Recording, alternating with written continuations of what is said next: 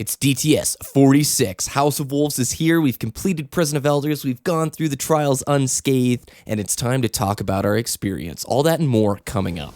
Good. You're here. Let's get started. Ready for an adventure, Guardian? The Queen's Wrath is at your side. Be lucky. Find Skolas.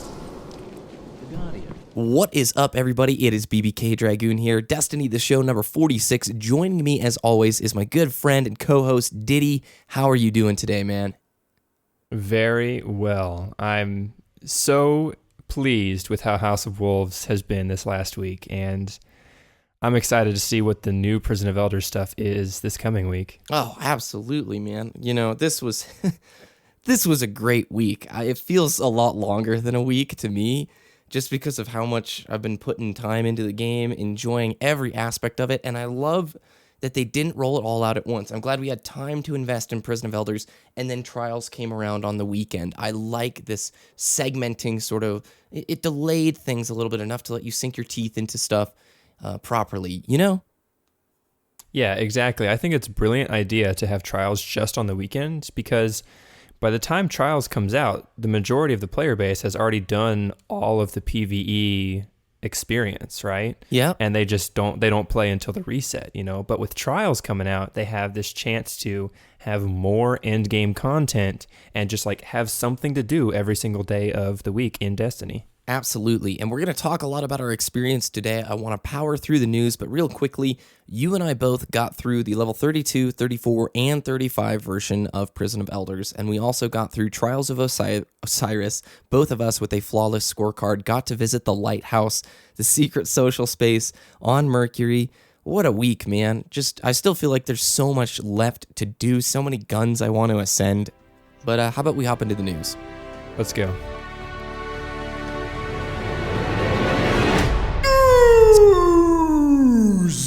The first up is Elder Cipher Exotic Bounty. Planet Destiny put out this nice article describing this new bounty, and you get it by doing level 34 and 35 Prison of Elders. There's a chance for it to drop after defeating the final boss.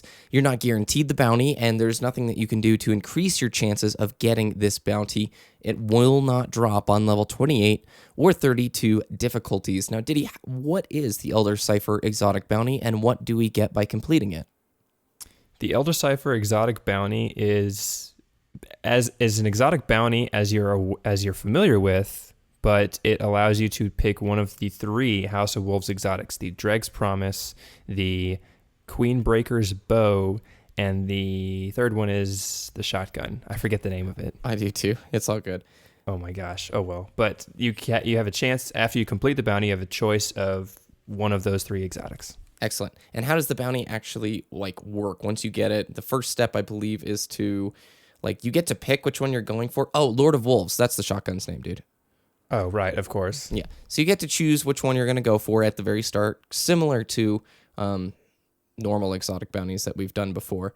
You then need to acquire a Queen's Cipher, and you do this by completing Prison of Elders and opening the big chest at the very end with a treasure key. This can be on any difficulty, but it is not a guaranteed drop. So again, you're going to be needing to farm treasure keys, which we'll talk about in a second. There's still so much confusion about treasure keys that will clear up here in a moment. And after completing, let's say you do level 28, you open the big chest, and you end up getting the Queen's Cipher. There you go. You get to go into the next step, which is... what is the next step? You have to take the cipher to Varix, which is the Prison of Elders vendor in the Reef, and you just have to wait a period of time. Yeah, and it's unknown. He has to decipher the cipher. So 1 day, 2 days, 3 days, and then once he has done it, you then have to accumulate 1,000 points for this Elder Cipher. And that's done through Prison of Elders. Bosses are worth 250 points, I think, in level 34. Just killing normal bosses on level 28 or 75 points. Skolas is 450 points, which is pretty cool. So yeah, it's 450 points for Skolas and 100 from the Pilot Servitor, which is the fifth round boss in the Skolas fight. And then once you get your 1,000 points, you get to choose the shotgun, Lord of Wolves, Drake's Promise, the secondary, or Queenbreaker's Bow. Which, do you want to talk real quick about Queenbreaker's Bow? Yeah, it's a sniper fusion rifle. It's basically the wire rifle that Vandals use and it's arc damage, and I love it because I'm going to get some payback for all those arc damage Vandal snipers in some of those Nightfalls. It's also projectile too. So if you're familiar with the Mythoclast, it's a projectile, not hit scan weapon, which is really cool. I want this weapon. It has 2 scopes, a shorter one and a longer distance one. It just looks really unique. There's no other weapon in Destiny that looks like this, you know? Yeah, and I think the fact that it has 2 scopes, Vandals have 4 eyes, don't they? And that's why it has 2 scopes. And as Guardians, we get to choose which one we get to use. Since but we don't I think have, that's yeah. why. Yeah. So if you're wearing the Arachnid helmet, should you have 8 scopes? Okay, but I'm sure. Something like that. Moving on, guys, how to farm treasure keys. A lot of confusion about treasure keys. I won't go fully into details about how it works in Prison of Elders. There's plenty of videos on that. You can get treasure keys from completing Prison of Elders on any difficulty level. It has a chance to drop from one of the small chests by completing Queen's Wrath bounties, which you will get at the weekly refresh. These Queen's Wrath bounties are given to you by Petra, and they are weekly. If you're wondering why on day 2, after you completed all your Queen's Wrath bounties, where are they?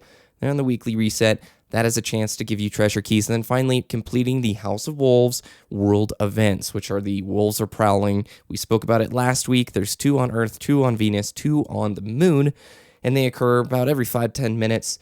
You beat the wolves, you then look for the chest, you loot the chest, and it has a chance to give you a treasure key. Does that cover it, Ditty?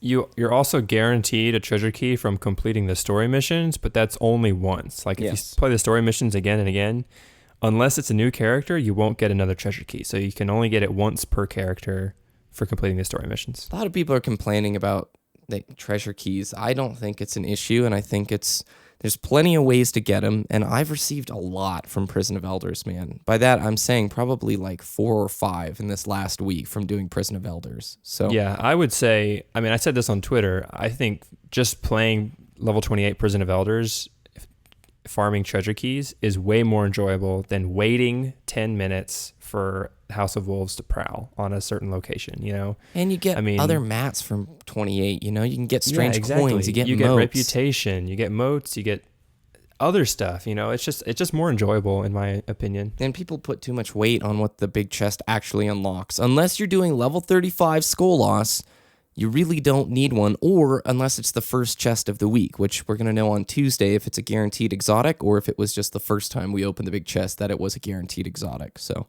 right. Anyway, Bungie weekly update came out. Not a whole lot of news here other than the fact that on the 3rd day of House of Wolves, 900,000 Guardians had captured Skull Loss. That means completing the story missions of House of Wolves, which is pretty cool to hear.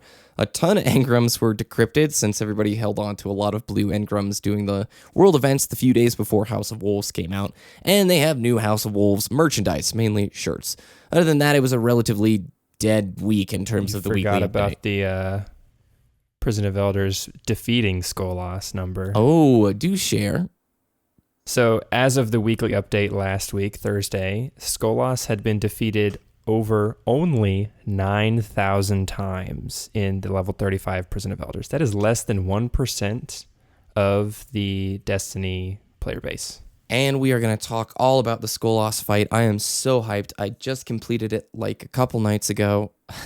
Unbelievably awesome, dude. Just so good. Planet Destiny put out a Reforge guide. Since you are now in House of Wolves, you can re-roll almost everything that is House of Wolves. Okay, there are some exceptions to that. And it gives you the different weapon types and their recommended perks that you would like to have on your weapon. That way you don't spend too many motes of light or too much glimmer trying to re-roll for that perfect perk set. Ditty, have you spent much re-rolling time in House of Wolves?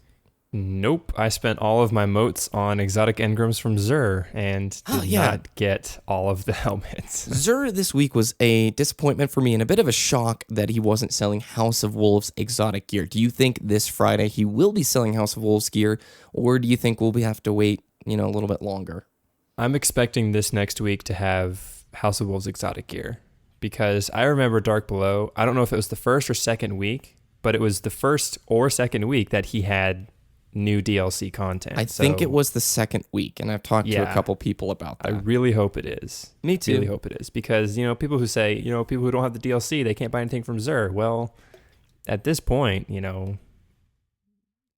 you should have everything, you know. I mean, I don't mean to say that, you know, you should, but like anything you would want from Xur, you would have probably already bought by now, unless he hasn't offered it, you know. I'm going to be honest, House of Wolves has just thrown so much gear at me within this first week. I'm a little bit overwhelmed to where it's like, okay, sir, you're a nice side attraction. As much as I love you, I am swimming in gear right now. Yeah, So, like the vault space is not big enough anymore. No. Like, even though they just increased it, it's still not big enough. no, dude. And, Every day I'm like, oh my I'm gonna have gosh, to get I rid want of all that. of this new gear, and I have to dismantle a lot of stuff, you know? I'm Yeah. just like, I want to keep this, but I have to increase my space, you know?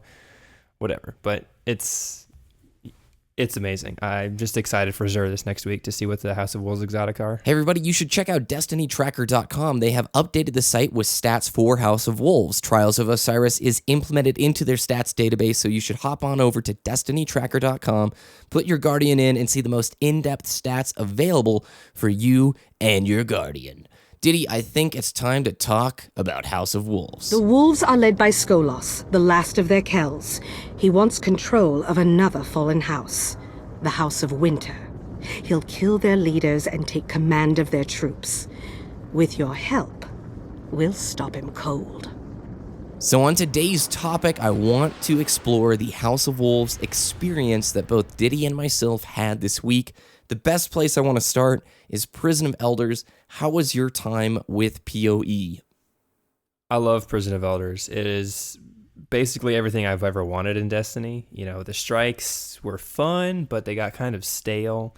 But with Prison of Elders, you have no idea what the new modifier is going to be unless it's, you know, 32, 34, 35. I'm talking about the level 28 Prison of Elders rotational playlists. You know, I love just mindlessly running into level 28 Prison of Elders and just killing things. You know, it's different every single time.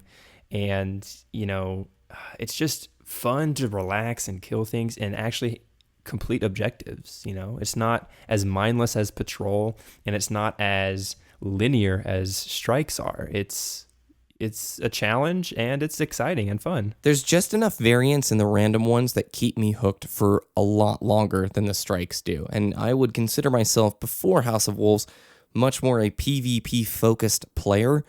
But now that House of Wolves is here, on my alts, on my main character, I'm continually running that now in the background, and it's just a very fun activity. For me, obviously the pinnacle is level 35, and I do want to talk about that fight real quick, but let's say level 32, that one doesn't stand out that much to me because I went in with a full group of 32s, we played through it, it was a challenge, I do like the modifiers, but 34 was a treat, man. If you guys don't want to have that fight spoiled whatsoever, by the time you're listening to this, the reset has probably already happened, but I will talk about the final boss fight in level 34. It was a blast, and it required creativity. You know what I'm talking about, Ditty?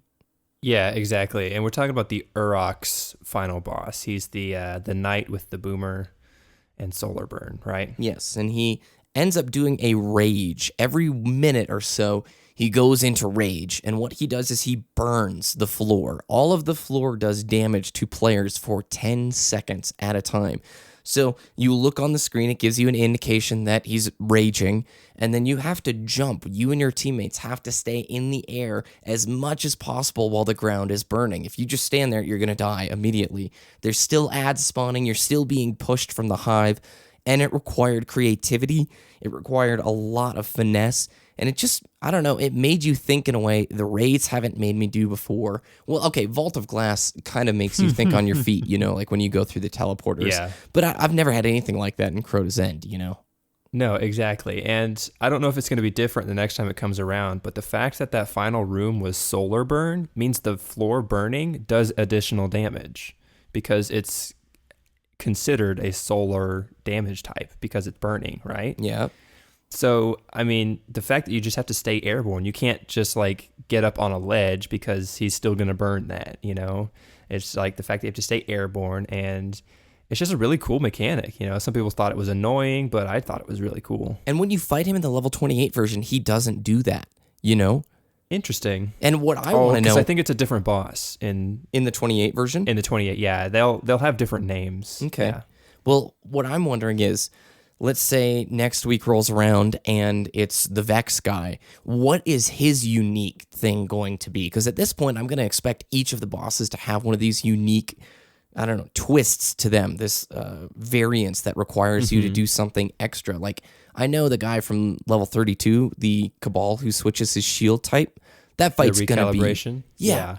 That fight's going to be so hard on level 34, dude. Yeah, because when you go into that room, the rotating shield, it forces you to think, like, I need a weapon type that has a different type of damage, each one of my weapons, you know? I need a solar primary, I need an arc damage secondary, and I need a void heavy. Just something like that. And, like, whenever he switches shields, you just have to switch weapons and burn that shield really quick, you know?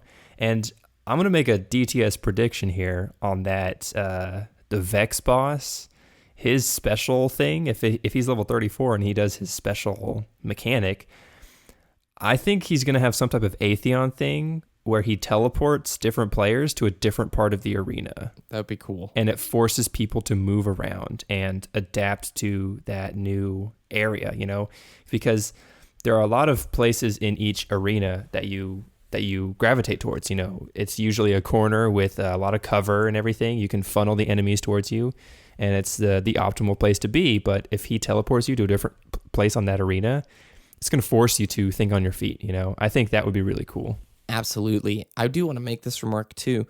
There's nowhere that is 100% safe in Prison of Elders. Now, granted, certain rooms, I think the Hive room has a pretty safe spot, and I also think the Fallen room, you have a couple of safe-ish spots that you have to rotate around through, but the Cabal room, there are no safe spots. Yes, we have a certain spot on the map that you and I gravitate towards and work off of, but Cabal and Scions jump over and push in on it. The enemies constantly are in pursuit of you in Prison of Elders, and it creates a great sense of disparity and just, I don't know what it would be, but you're always under pressure, always under attack. Yeah, and going along in the Cabal room, you can actually hide under one of the platforms, kind of like the old Archon Priest cheese, where you'd get under that platform. But, you know, if it's arc damage and those Scions hit you with a melee blast, they're going to wipe your entire team if you're hiding under that place. So you're right. There's no place that's 100% safe because the enemies will get you. Now, this is the Destiny community. We know it. It's only a matter of weeks until somebody finds a spot. But I feel like Bungie designed these encounters specifically to be like, you guys cheesed Crota's End to oblivion. We'd like to probably not have that happen with Prison of Elders. Now, I could be wrong. Maybe, you know, in a few weeks, some silly things are going to come out and they won't get patched. But my instincts would feel like if a safe spot was found or if a really cheesy cheese was found, that they would patch that. Barring Yalahorn, of course, you know. Anytime you have 3 Yalahorns, it's going to be... Yeah, Galahorn is just Destiny on easy mode, you know. At this I don't have one, and at this point, I hope I never get one, because it's just going to make the game way too easy for me. And if I get one, I'm going to, you know, force myself not to use it unless I absolutely have to. So can we talk about the level 35 Skolas fight? I beat it a couple days ago. You beat it many days ago. What an incredible battle. I beat it on Wednesday twice, and I haven't done it since, but it's just because I haven't attempted it since, you know. It's a lot of fun, so let's go ahead and get started. In my opinion, it is the most rewarding thing I've ever done in Destiny. I'm a big Dark Souls fan, and that game is notorious for having hard bosses, but being very rewarding. This fight with Skolas is a hard fight, okay? Now, there's going to be some of you listening who went in with 3 Yalahorns and were like, dude, we nuked him down in a minute and a half. It was easy, Bungie, please.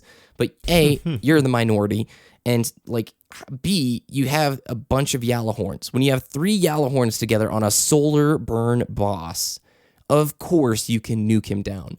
When I did it, somebody had Hunger of Crota, I had a Dragon's Breath, and we had 1 Yalahorn, and it was a hard fight. We probably went at it for about 45-50 minutes, got him down a bunch of times to less than 20% health, and then would wipe. And just the feeling of accomplishment when it was all said and done was unreal. Do you want to talk about like the dynamics in the fight and how it's constantly like taxing your brain with things to do?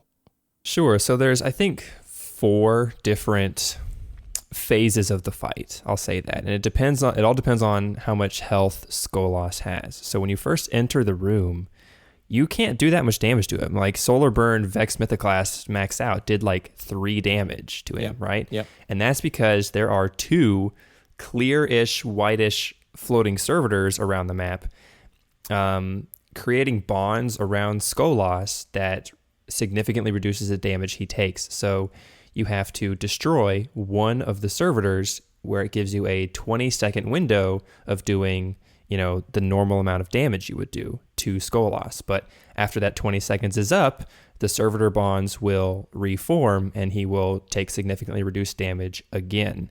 So one of the best strategies is to have 2 people rush one servitor and 1 person rush the other servitor. So the 2 people kill their servitor first, and then they focus Skolas, everybody. And then the 3rd player kills his servitor once the 20-second timer is up, because they do not stack. It just resets it to 20 seconds. It kills that second servitor, and then you deal more damage to Skolas. Once Skolas hits 75% health, he will you don't have to kill the servitors anymore, which is nice. He will take 100% normal damage until he dies, right? Yes. Once that happens, 75% health, 1 random member of your fire team will get a debuff. It's called a taint, and it's a 30-second taint. And if you do not pass the taint off, similar to Chalice of Light in the Crota raid, you can pass it back and forth between guardians. If you don't pass it off, then that guardian who's debuffed will die instantly, no matter what. Yep. And it just creates this really cool mechanic where you have to juggle the taint between different players. And once a player, say I'm debuffed, right, and you come and pick it up from me, that means I'm immune for 40 seconds. So I won't be able to pick up the debuff again from you until you pass it to the 3rd player. It's brilliant. So it prevents people from just swapping back and forth. You actually have to pass it around. Mm-hmm. And that mechanic is huge. Okay. So once Skolas gets to 50% health, the debuff thing still happens, right? The debuff, once it's in the fight, will remain there until Skolas is dead. Yep. So once he gets to 50% health, dismantling mines spawn on the map. Mm-hmm. And they're not always guaranteed to spawn in certain locations. There are 3 specific locations on the map. You just don't know which mine will start first. And they're so far away. Which mine is going to start second. So once 50% health happens, you want your fire team to kind of spread out and be prepared for those mines. Keep in mind, the debuff is still happening. So once he's at 50% health, you have to juggle the debuff and dismantling the mines. All the while, Skolas one-shots people at 34. Yeah, Skolas is at 33. No, even at 34, if he hits you with the Scorch Cannon, depending on your build. If he hits you directly. Yeah, if it's direct. Not AoE. The AoE does a lot too, though. Yeah, it's because Skolas' weapon is a solar weapon. Ka-toon. And it's solar burn on Skolas, so that's why it does so much damage. So you have to juggle ads. You have to juggle the debuff. You have to juggle Skolas aggro. You have to juggle mines. And then once Skolas hits 25% health again, or not again, but for the first time, mines will spawn again, and you have to dismantle the mines a second time. It's awesome. So the first time the mines spawn, once you dismantle them, they won't spawn again until Skolas hits 25% health. They won't continue to spawn. So that's nice. Yes. And then once he hits 25% health, once you dismantle those mines, they won't spawn again until he dies. So it's just juggling every single objective that he throws at you is super intense. It requires so much coordination, Yeah. And one of our tactics that we actually did, because the first time we did it, we had a level 33, and level 33s take a lot of damage in that fight. Yes. So we had Azure, who did a Fireborn Warlock, Radiance Warlock. Every time one of us would get the taint debuff, we would give it to him. He would go into a safe-ish corner, and he would just die with the buff. And then he would self-res. And then every single time one of us got debuffed, we would just give it to him, because he deals the least damage and he takes the most damage. He's not going to be very influential in the fight since he's level 33.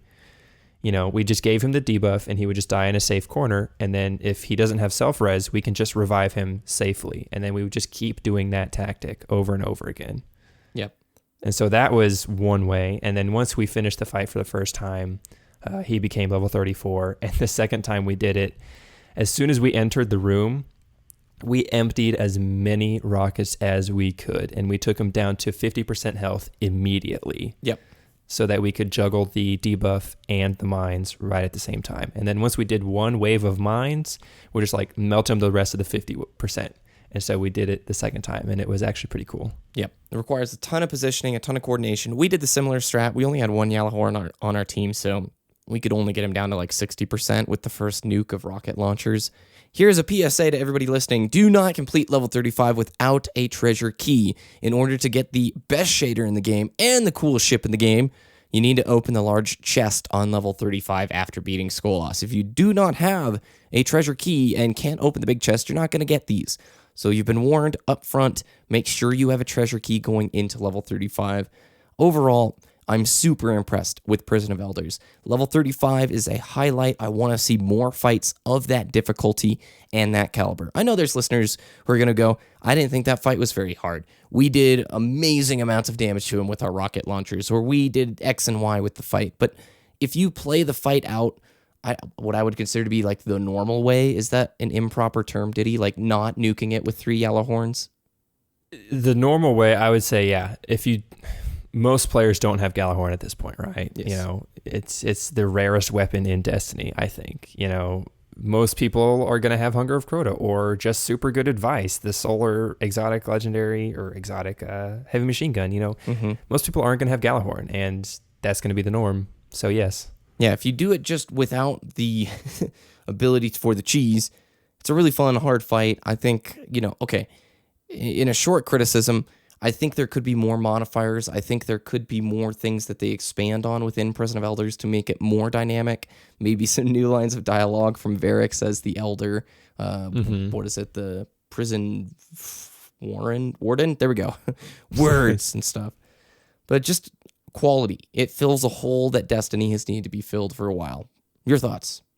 Yeah, it's perfect. The Skolas boss fight is raid levels of difficulty. You know, you have raid mechanics. You have to juggle multiple objectives at the same time. You have raid level difficulty of enemies, and you have solar burn active. You have a different modifier active. You know, we won't know until the weekly reset if the modifiers are different for the Skolas fight, but hopefully they are, because I mean, for the first week, it would make sense that Bungie makes it solar burn so that it's the easiest, you know?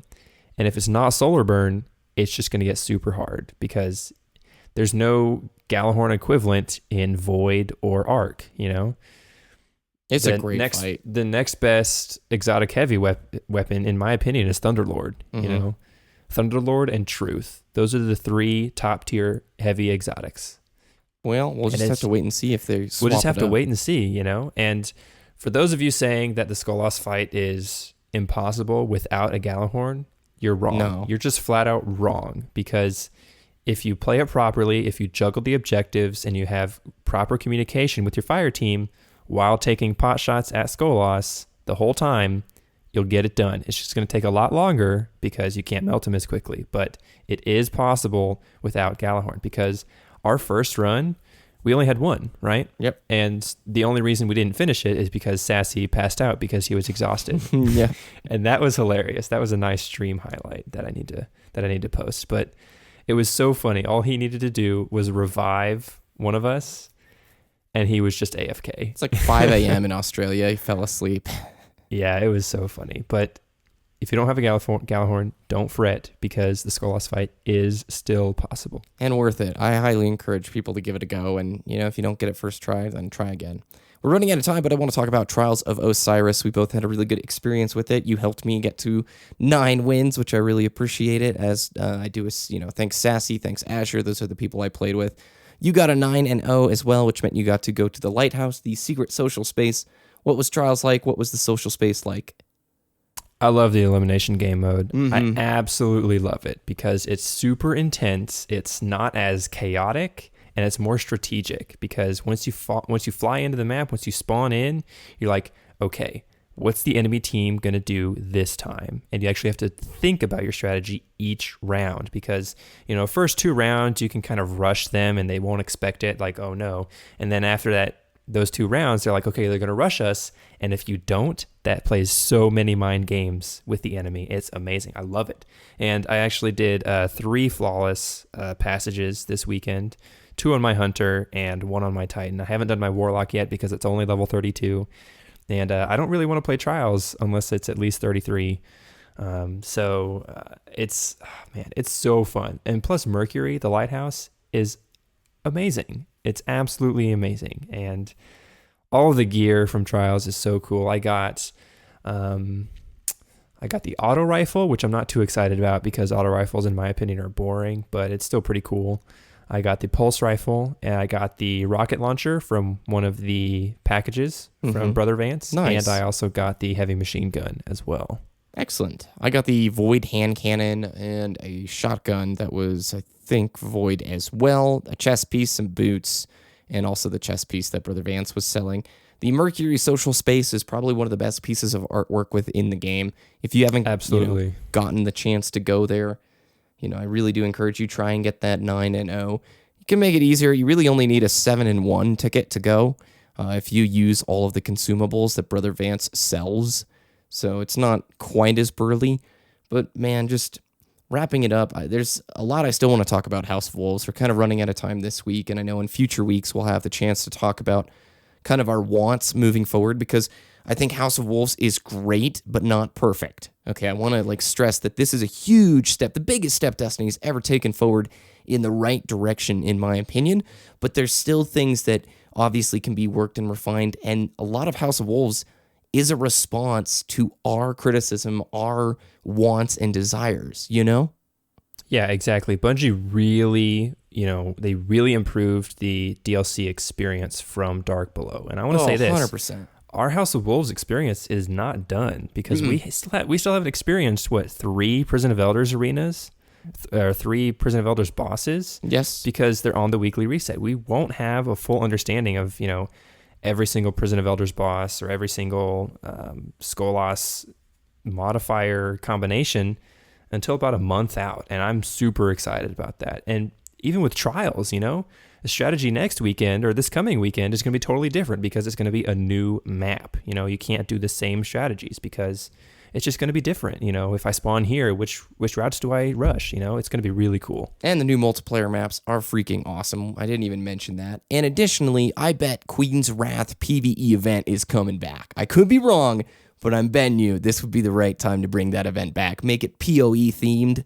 Oh, brilliant. Absolutely. And if we defeat one in the Queen's Wrath bounty, it goes straight to the Prison of Elders, and that's going to be a new arena. Bam. That would be so cool. I would hope, man. I would hope. So, Ditty, where can people find your content? Twitter.com/DittyDTS, DITTYDTS, and YouTube.com/Wooshness, WOOOSHNESS. Also, you can follow us at twitch.tv/Destiny the show. I want to say thank you to all the viewers who came out and supported the streams this week. And a huge thanks to those of you who supported the show with your donations.